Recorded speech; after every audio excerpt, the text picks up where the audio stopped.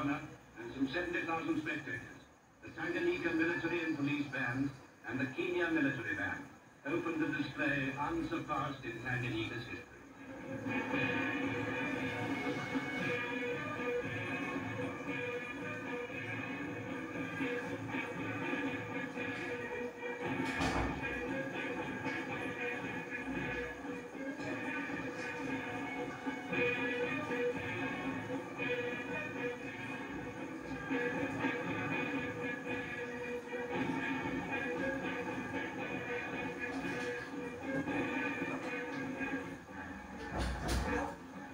Part of the pleasure was given by lads of the police cadet.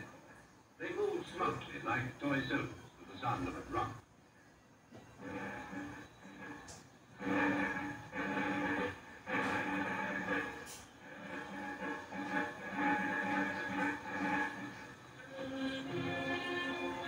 Then, as midnight approached, the first part of the independence ceremony. The regimental colours bearing the battle honours of many a hard-fought engagement were handed over by the King's African Rifles to a guard of Tanganyika Rifles.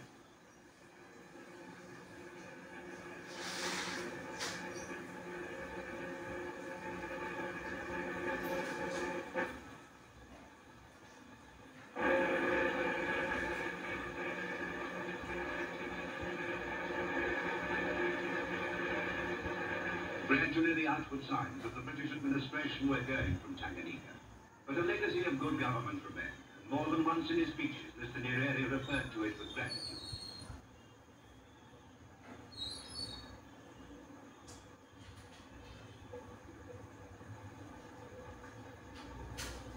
Then there were prayers for the future. Prayers for guidance in the days ahead.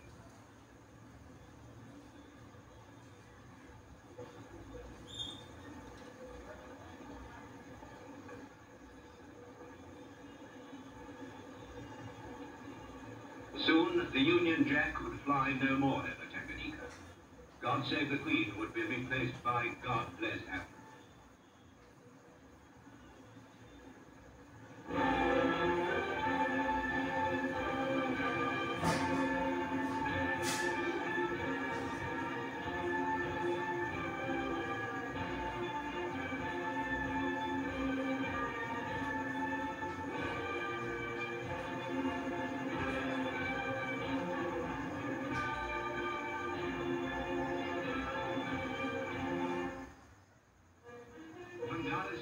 To the snows of Kilimanjaro, the highest point of the African continent, and here too the flag was raised and a torch lit.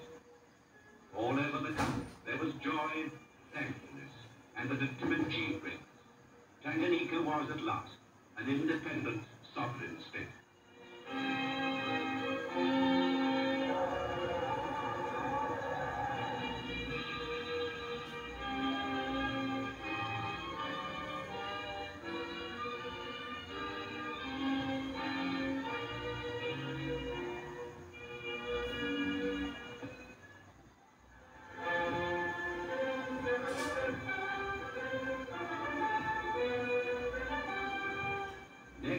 December the 9th, 1961, in the National Stadium, the official transfer of power took place.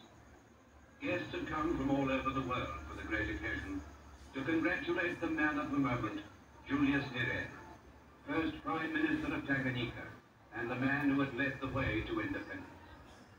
His statesmanship at the council table and his leadership at home now had their reward in these hours of hope fulfilled.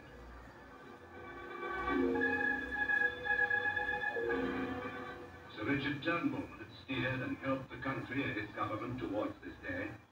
He is held in deep affection by all who have worked with him in the task of bringing Tanganyika to a sovereign, independent state. Now he was to be sworn in as the country's first Governor-General and Commander-in-Chief of its forces. The Registrar of the High Court read the commission given under the Royal Sign Manual and Signet, appointing him to the office of Her Majesty's representative.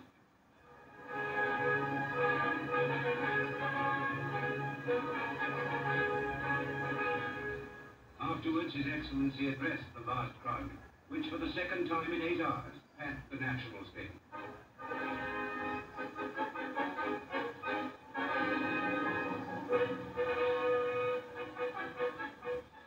When His Royal Highness arrived, he had come to deliver to Mr. Nyerere, on behalf of Her Majesty the Queen, the constitutional instruments embodying the changeover of power.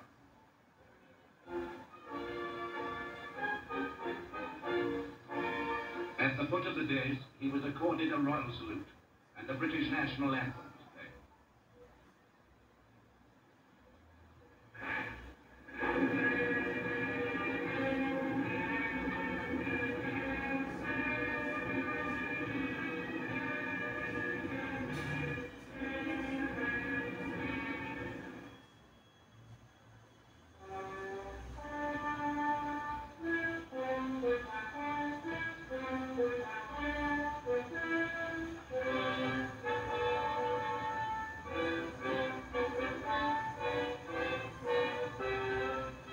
Her Majesty the Queen, in her personal message, said, "I am confident that your country is standing firmly by the ideals of unity and cooperation, and the principles of tolerance in human relations, all of which are so evident in your national life today, will make a worthy and significant contribution to the future of the great continent of which you form a part."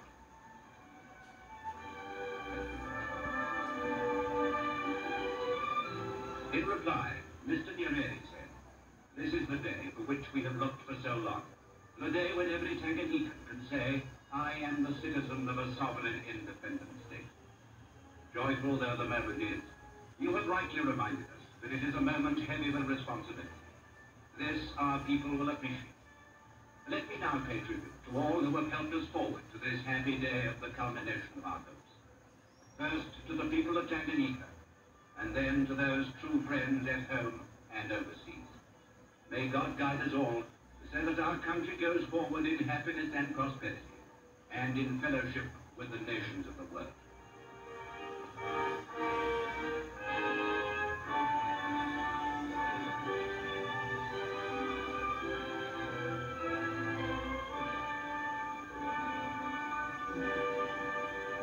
As the Duke left the desk, aircraft of the Royal Air Force dipped low in salute.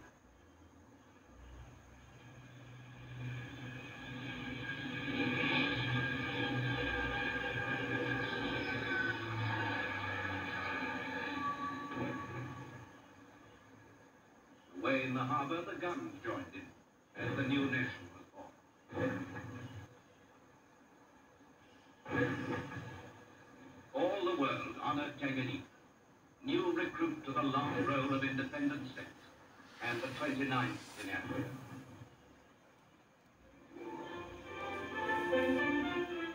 At the conclusion of his speech, His Royal Highness had welcomed Tanganyika to the British Commonwealth of Nations. Now he took leave of Mr. Nyerere.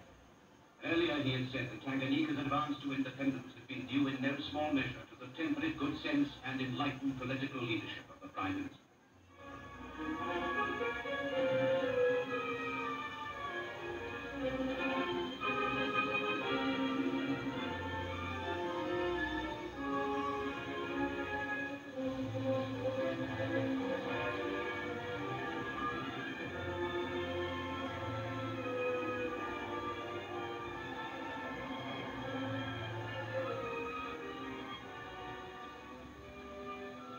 After his departure, Mr. Nyerere and his ministers took and subscribed the ministerial oath, assisted by the Chief Justice and the Secretary of the Cabinet.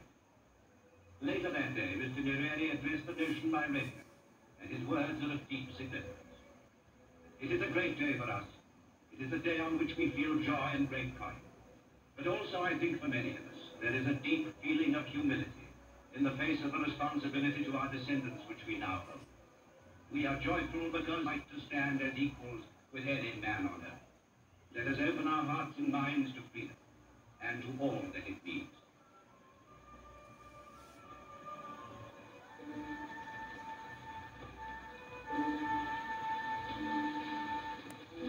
The man whom Prince Philip had called the architect of independence drove away, cheered by those to whom he had referred as the builders, the people of Tanganyika.